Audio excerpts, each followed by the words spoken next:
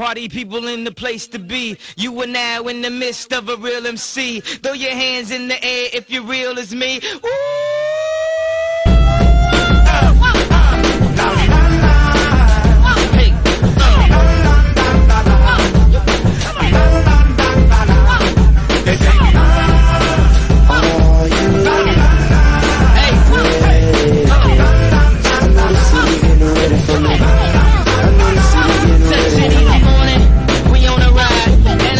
Everybody, this is another episode, another week with Lloyd, Alford Radio. Same time, same spot, same place.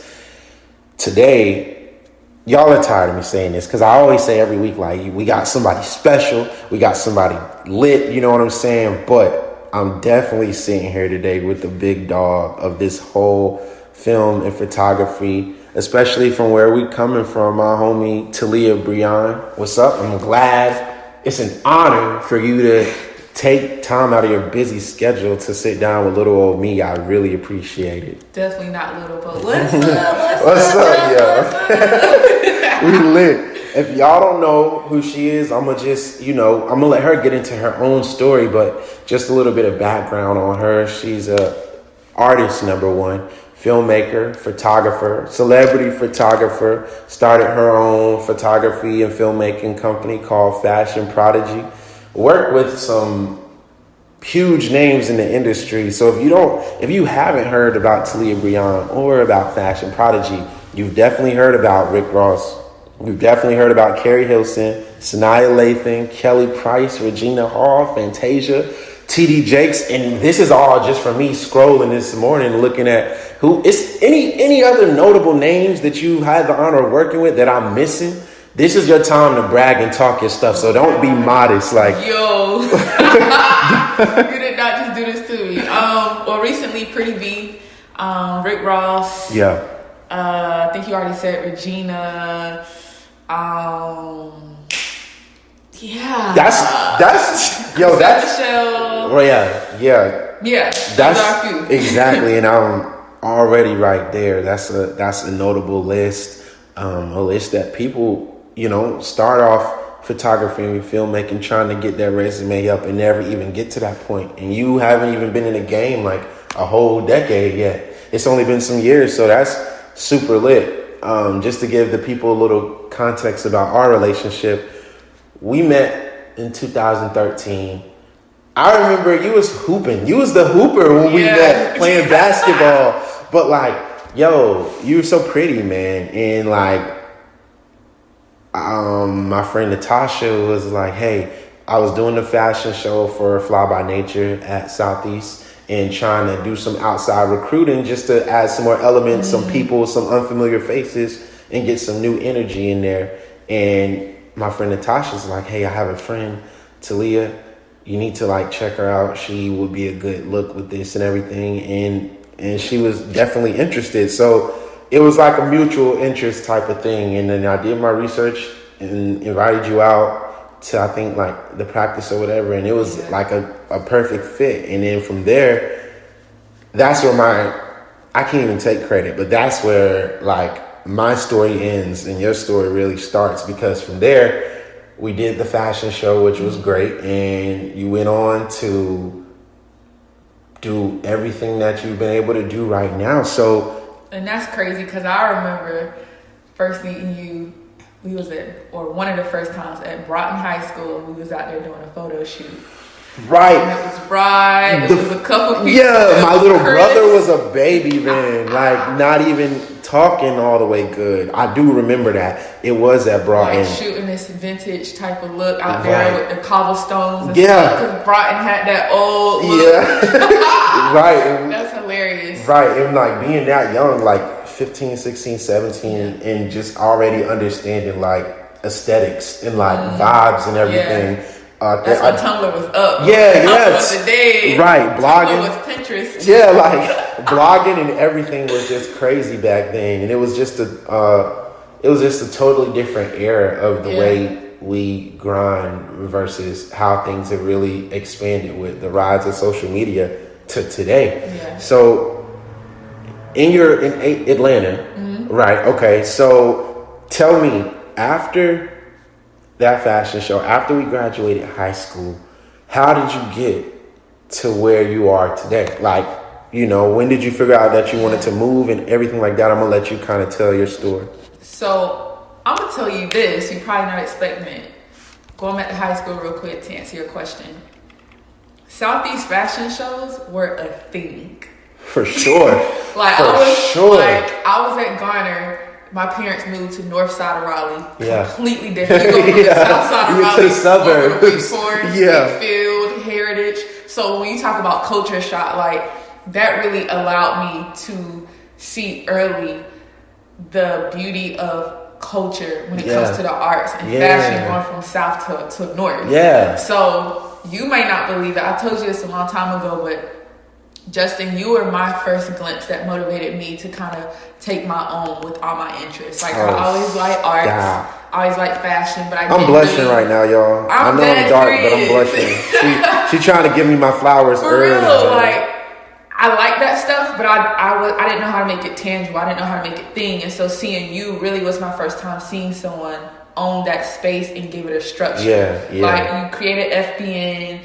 You created a tribe, basically. Yeah, it was definitely a culture. It was definitely a tribe. Like, you had pictures, you had a structure, you had a system. The fashion shows, like, I remember my first Southeast fashion show, I was still in middle school. So everybody looked big to me. Yeah, everybody the women were grown. Yeah, like, the guys were big. Everybody. Like, this was the club. Before the club. Like, that was the thing that night. So just seeing that, if anything, I was like, man, like, Southeast, my Garner Trojans, they gonna hate me for saying this. So it's like, yo, Southeast was, Southeast. Okay. It was definitely lit for the fashion. I think that is kind of what painted the scene and created or gave me the opportunity to create a lane when there wasn't a lane, because it was really notoriable for the fashion, but it was like how we were saying, it was super like trendy and super hip about what was in and stuff like that. Even when we were going in from 8th grade to 9th grade, saying we were going to Southeast, people were like, it's a fashion show out there. Fashion shows branded Southeast. Yeah. Like, y'all made Southeast desirable. Yeah, I appreciate that. For real. So, and then, you know, when you hit me up and I got my first glimpse into like how you put a show together and just getting my hands on being around people and playing with the fashion, playing with choreography, playing with music. Yeah. That really like opened my eyes up. So when I moved to North Raleigh, I went to Heritage, and it was we were the first graduating class. Mm-hmm. I remember that. And then I formed a fashion show from it. Yeah. So you inspired that. Yeah, and that's what it's all about, man. People get caught up in like, you know, the credit and think that people owe them something, and it's really not like that, because my whole goal, the whole thing about Fly by Nature is celebrate yourself. So I'm thinking, you know, if I can inspire people just to do what they really should be doing or really have a passion for, then that's enough for me. It wasn't like, nah, since you started with us, you got to stick with us and you got to finish with us. Nobody was under no contracts. It's all about just building connections, and my networks now are powerful just because of the groundwork that we put in back when we were, you know, young. But I appreciate that. And enough about me. Let's get into your story. Okay, I'm gonna pivot. So with me getting that kind of exposure, starting a fashion show, it really opened my eyes. You know, now I'm nearing my senior year in high school. I'm like, what I'm gonna do? Like, I gotta figure out what's next. I thought I was gonna be playing ball. God had other plans. Yeah, for so sure. It really like made me tap back into the things that I loved from the beginning, which was the arts, which was people, which was fashion, which was, you know, painting, whatever. So I joined a photography club at the high school. Right. And just start taking pictures on my iPhone, editing from my phone. And it literally just kept building from there. So when I graduated high school, like most people, I wanted to go to college because, you know, it's just the thing that's been instilled in us. Yeah, that's the traditional path. Yeah, and I was like, you know, I already know I love the arts. I may not know what exactly I want to do and how I'm going to get there, but let me just look into art school. So I was looking at Art Institute. I was looking at Savannah College. And long story short, the prices was, you know, donkulous. Yeah, like, not ridiculous, donkulous. Like, school already is expensive, but when you go to an art school that's catered to like just something that's already so different, times 3. Yeah. Like, so Definitely. you know, my parents they had financial struggles. We average middle class family, we were good, but you know, we were going through some things and they just couldn't afford it. Right. You grow up being taught, make good grades, you'll get scholarships, you'll get grants, you did this and that. I did all of that and I didn't get none of that. Yeah. So it was like early, okay, Tailiah, what you gonna do? So I literally spent probably like a 2-3 year window just working. I worked at an ice cream shop for a while. Yeah. And I was like, okay, I need to transition when I started seeing that I was the only basically young adult working amongst these underclassmen in the school I had been graduated from serving people ice cream. Yeah. So then I started working at a call center. And I was filling old people's prescriptions over the phone. That taught me too. I always say that was my best experience because it let me know early what I don't want. But I needed it so that I don't take where I'm trying to go for granted. Every time I feel lax, major key alert. This is the struggle I prefer.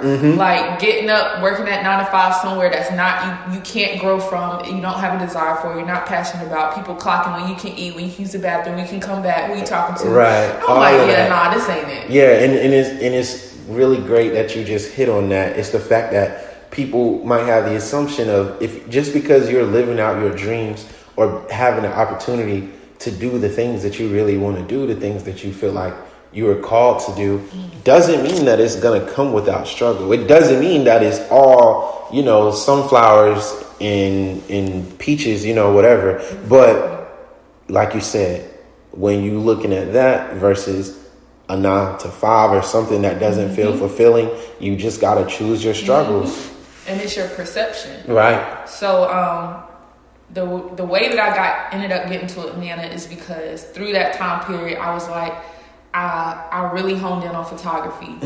I really honed in on models. And I was doing a lot of test shooting on my own and just experimenting. And it got to a point where it was like, I want to take things to the next level. So there were people online that I really looked up to. You know, I like Taurus Love out of New York. There is a photographer named Joseph Blue who worked with a lot of models. I heard of him.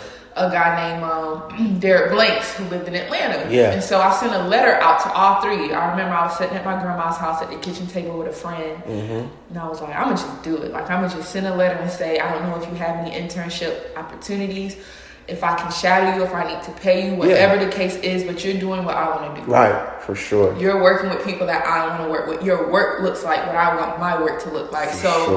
How can I get connected to you and learn from you? Right. And so I sent out emails and didn't hear back from nobody. And then one day, I got one email back from Derek Blanks, who is in Atlanta. How long was that? The time between when you sent the letter to... I can't even tell you how long, but I will say it wasn't that long. Okay.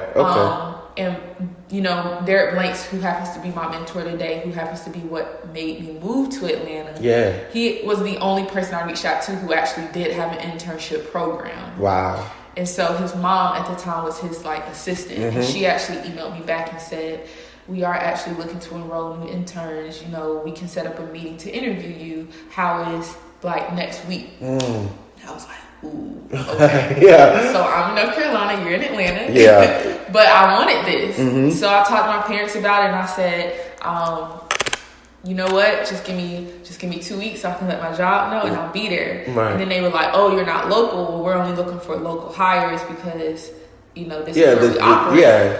And I was like, don't worry about that. Like, I will relocate if I need to. Right. So my parents. Now, was this a paid opportunity? It was not paid. No. It was, yeah, I got straight interning. It had paid opportunities, but it was not paid. Right. So it wasn't like you would have like a budget that you would be getting like a bi-weekly pay to work with and pay some bills and pay for your spot in Atlanta. So this is all. It's all on me. All faith. Yeah. Really, this is faith-based, really. Yeah. Okay, so... For sure. So you're talking to your parents... Like, I'm really going there just to get the knowledge. Right. I had to figure everything else out. Right. And it was worth it. So I talked to my parents. Shout out to them because support matters. Yeah, your parents are so cool, man. Support matters. Yeah, it does. And that's one thing I do feel for when I hear people talk about what they desire and you're up against a wall between what you want, not knowing what's on the other side, but also not having support that's making you feel any better about it. But they still mean well. Right. It's just bridging the gap of understanding, and the times we live in are different. Right. So you could have friends and family that mean you well, but they're not serving you well. So it's like I'll have to kind of get That's to a key right there. That's the second one, y'all. It's like I had to get to a season of getting closer to God than I ever have been, because you're the only refuge and safe place I have. Even when I know my loved ones love me and mean we well, we don't have an understanding. And my path isn't going to look like what you guys are used to and accustomed to. So I'm in a great space of having to own this and be confident in it and not resent the people who love me because they're not really giving me the love I need right now. Right. So we took a trip to Atlanta. I did the interview and he was like, I see potential. You know, I would love for you to come. How soon? And I said, well, I don't have no money. So, right, number one.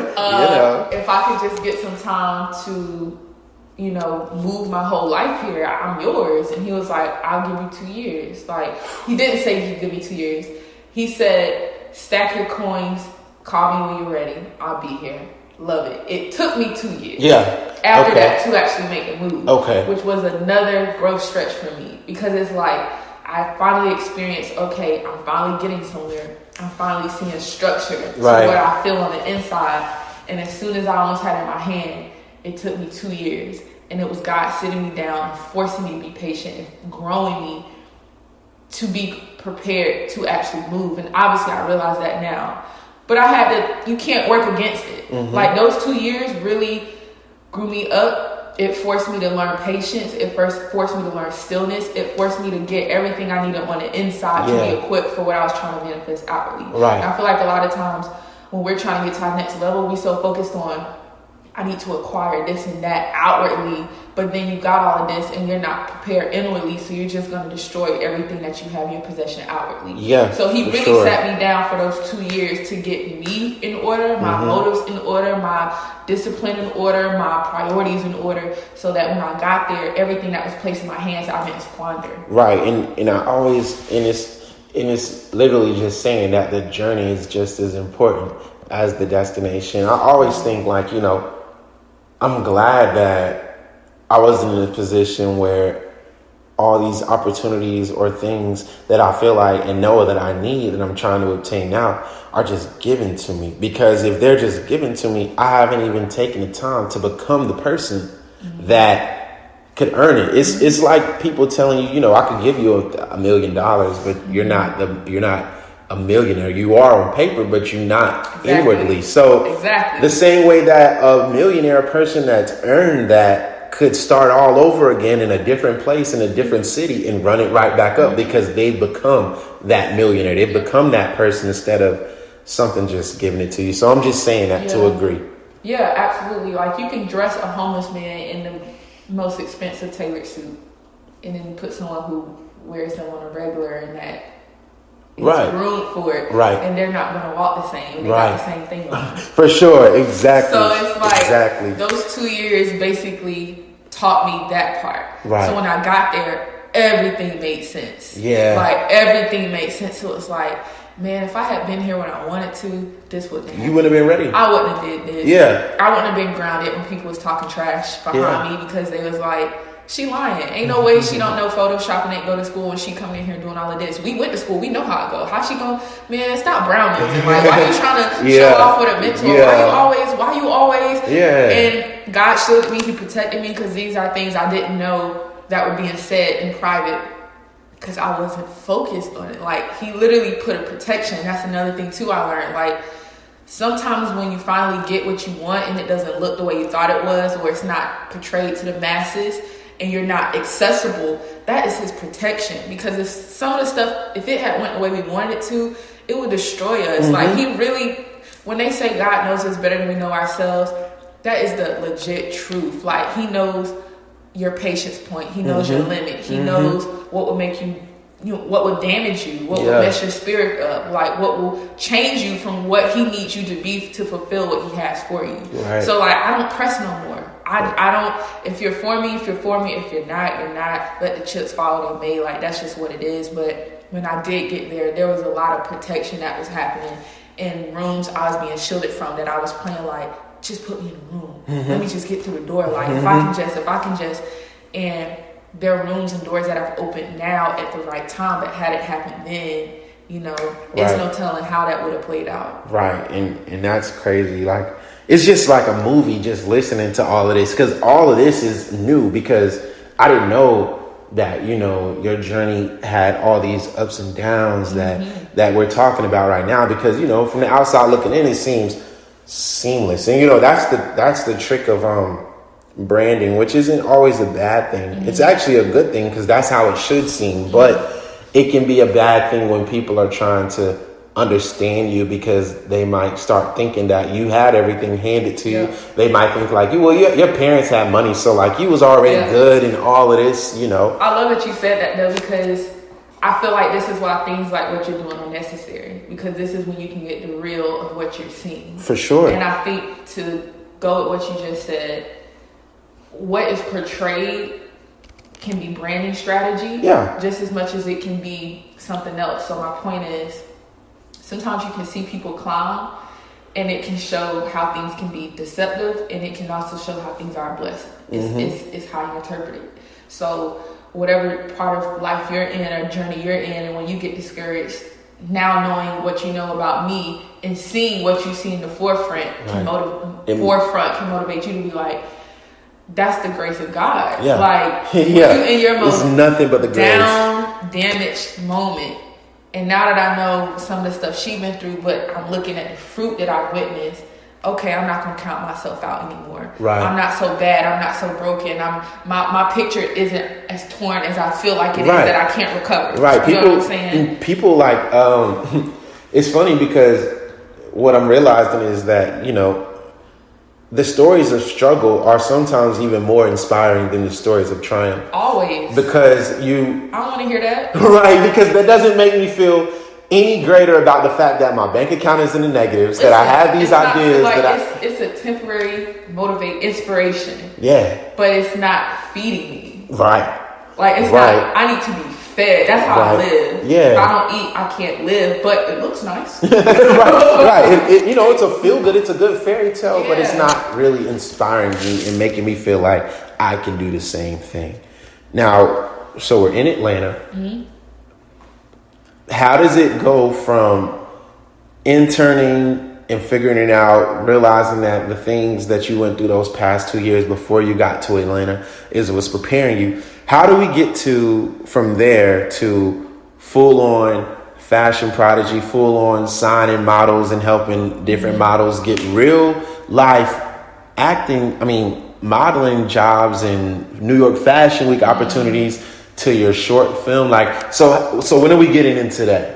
Yeah, so I actually started the modeling agency before I even left. Exactly, because I remember Fashion Prodigy in Raleigh. Yeah, so it's crazy. Like, the foundation was set before I even left, which speaks again to those 2 years and the importance of it. I had registered my business in 2015. Okay. Came up with the name Fashion Prodigy. Started working with models in the beginning just because I was trying to improve my photography. So I was looking for people that look good. Right. Yeah. Of course. So I kind of stumbled into being a mother agent by mistake. And that's just one of those small examples of being a mother agent. Got you. So there was a guy named Rod who went to Enloe. Hot Rod. Yep. I remember. He went to Enloe, and I saw him on Instagram, and I was like, oh, he looks good. Like, let's shoot. We just start shooting, testing.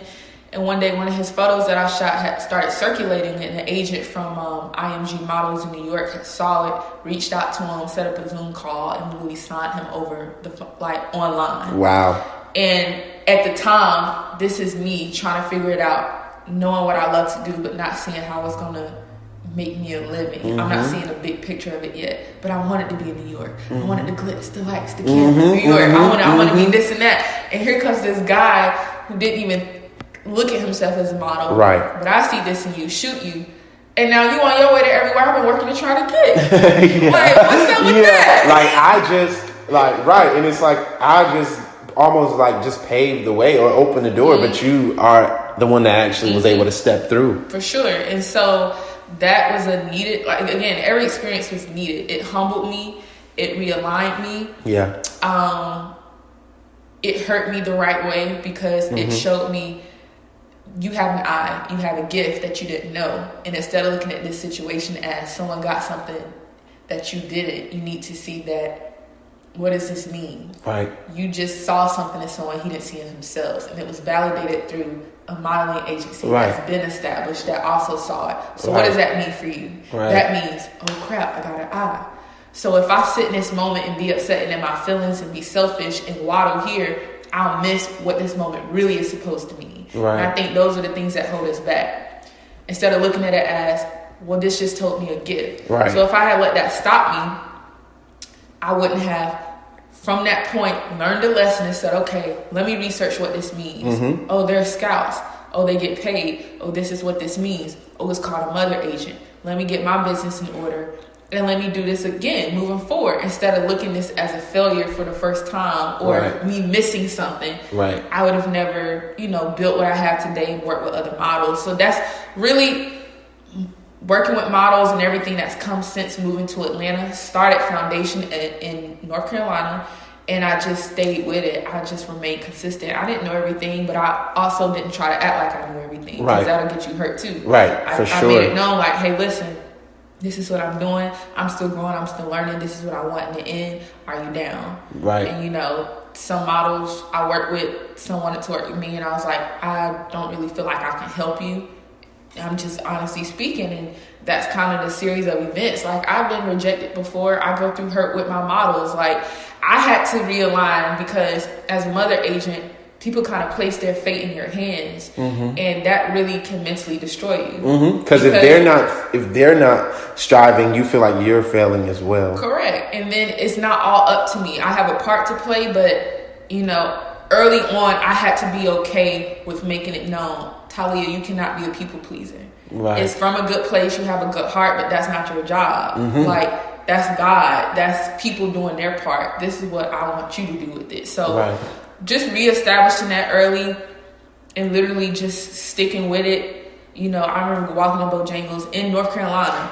Saw a guy, was like, oh, he definitely could model. Walked up to him, his friends told him, gave him business cards. They literally laughed in my face. Didn't wait for me to turn around, laughed in my face. Oh, wow. And I was just like, well, if you ever decide to change your mind, let me know. And it was those early moments of rejection that allowed me to overcome that early. So again, perception. I can look at it like, man, it was rough in the beginning. And it was. But it wasn't just rough. It was preparation. It was me getting over that early, figuring out who I am as a person, and figuring out that sometimes when people respond a certain way, it has nothing to do with me and everything to do with what you feel about yourself. For sure. And dang, that's just, so motivational, because we're being so transparent right now. And I'm just enjoying being able to learn about your story, like full circle and everything like that. This has been like such a inspiring, fulfilling conversation. I don't want to stop without you letting people know where to find your work at, whether it's Instagram, whether it's your website. Where can people go to find you?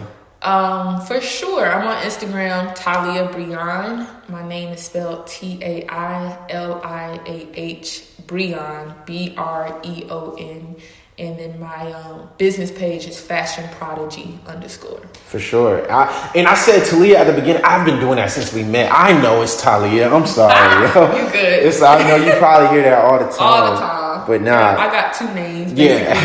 They're interchangeable. And like, y'all, this is just, I hope y'all took some really great keys. She definitely knows what she's talking about. She definitely is going somewhere. I'm so proud of my friend. You are now in the midst of a real next time, MC. Throw your same hands in the place, air same if you're time, real as Lloyd me. Alford Radio. Peace.